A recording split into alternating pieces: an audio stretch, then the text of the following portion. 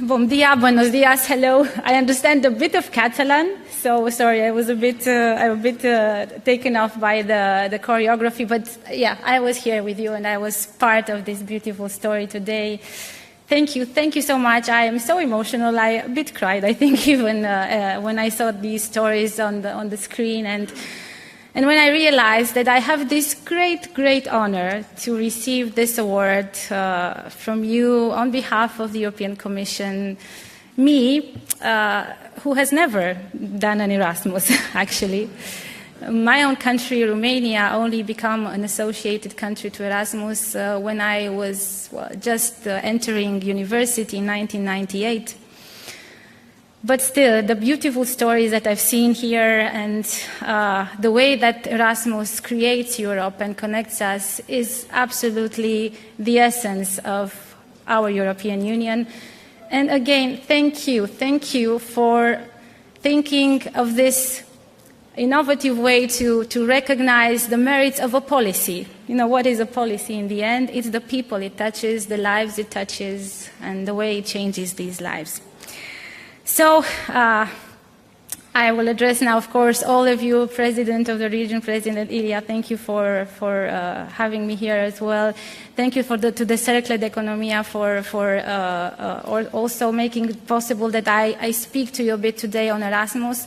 I have a speech here that is prepared, but in the end, the speeches before and the stories that we've seen on the screens have already given you the significance of Erasmus, the numbers, the figures, the way it impacts, it touches our lives, the importance it has in creating our European Union. So then what else would it be proper to tell you other than thank you for the prize?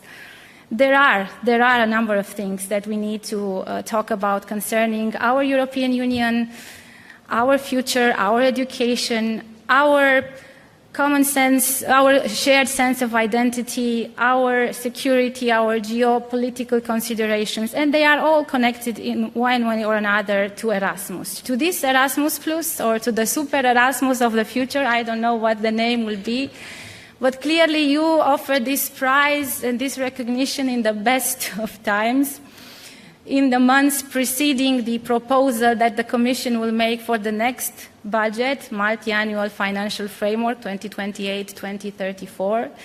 So, of course, it's a perfect moment to reflect on what it means to have a strong Erasmus, a strong financing, and a strong policy.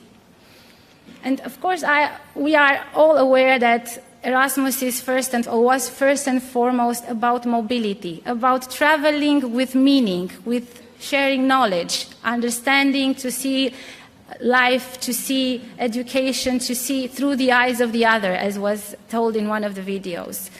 So it was mainly about an exchange between university students and then faculty, and the numbers have increased greatly. And probably even nowadays, when you say Erasmus in any member state of the European Union, you will first of all think about university students who exchange during their time in university. Gradually, indeed, the program has expanded to include vocational and educational training, students and faculty, to go to cooperation projects where together we develop the best tools to use them in our education, in our civic engagement. It includes faculty members, it includes youth, it tackles culture, it tackles sports, and it's good that it is so.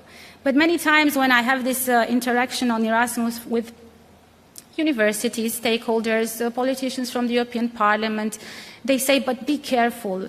We know Erasmus has grown. It's 26 billion euros right now that's financing the program across the European Union, but we don't want it to be diluted. Don't spread it across too many directions, because then we won't see the same impact. At the same time, as we understand together, Erasmus is part of the DNA of the political and social project of the European Union. The ability of us to travel to each other's countries, to visit our homes, universities, to understand our cultures, our specificities, our fears, directly is a key prerequisite for us to be able to continue our union, to make it stronger. It's even more key than it might have been 40, 50 years ago. Erasmus, I think, has become more strategic to the strength of the European Union than it was when it was first launched with the idea of strengthening just our identity. Now I think it's a defense, it's even a security tool, if you ask me, because we are as strong as we are able to understand each other, respect each other, and support each other inside the European Union.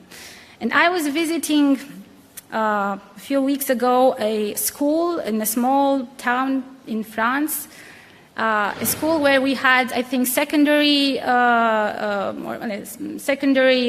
school students who had done an exchange to Spain, France it was, I think, even, because yes, Spain is the #1 destination for Erasmus students. It's true, you are attacked, overburdened, wanted, desired, a country that so many love and young generation wants to visit and to understand, and that is true. So there was this mixed class of French and Spanish children that had done these exchanges, learning Spanish, learning French, having visited, talked about disinformation, misinformation, but also others who had went to Slovenia, to Greece, to other countries as well, Italy, of course.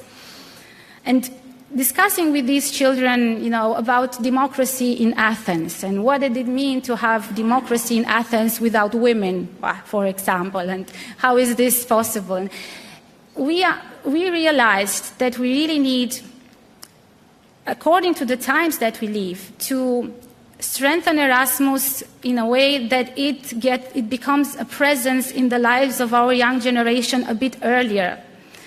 It may be the situation that of course, we will continue to support, and we need to continue to support the mobilities in university and vet education. But we need to do much more, I think, in terms of Erasmus for the children, for the youngest of generations. They are now exposed to so much information. They are now exposed to so much happening in the online world. Also to disinformation, to fake news. If we are unable to go a bit earlier into their lives, to be present with our values, with what it means to be part of this great European family early into their lives, and Erasmus is the tool to do that.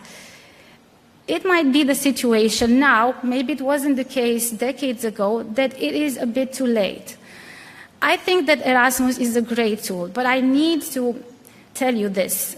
I don't want it to be an elitist tool. I don't want it to be just for the select few. And I know it's now touching millions of lives, but it's still millions out of hundreds of millions. It's a lot, and it's still much more to go. All European citizens, all generations need, in a way, this kind of experience, but the youngest more than ever. So how do we strengthen Erasmus? I think with this lens, that we make Erasmus available to more people, and especially that we make it so in a way that it's present in people's lives earlier, when we shape our convictions, our values, when we discover the world around us, when our curiosity and our mind help us be open to understand diversity, to understand cultures, to see life, as was said here, through the eyes of the other.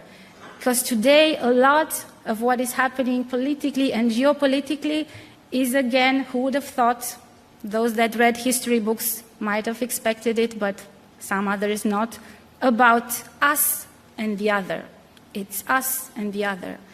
We should know, for a long while in the European Union, this peace project, Erasmus managed to blur a lot, not to blur identities, not to blur our strength, but to blur the tension between us and the others, to make it clear that we are stronger together, not against each other.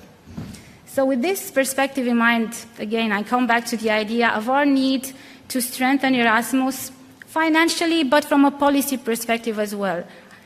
I have this dream that I think we should all fight for, and I think it's not a matter of only EU budget. It's a matter also of investing national, local, regional, private resources as well. That it is only fair that at some point every child would have one experience with Erasmus in their lives, be it secondary school, be it high school. This is only fair. And I'm not saying this because, of course, myself or many of the people that I know, even from my own country, have not been able to benefit from it. But it is because we need to have a cohesive Europe, an inclusive Europe. And for this, we need to look at the ability to make Erasmus available to everybody at a certain point. Becomes a social right even, but I know that the dream is too big in this perspective. But we need to look at that.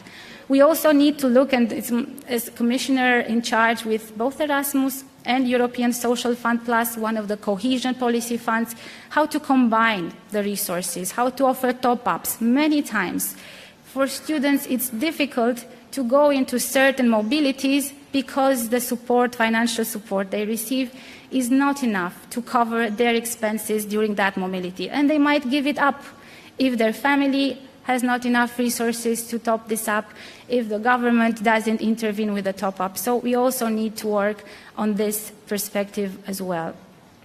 These would be a few of my reflections before working or before coming in front of the whole European Union with the budget for the next financial period, 2028-2034.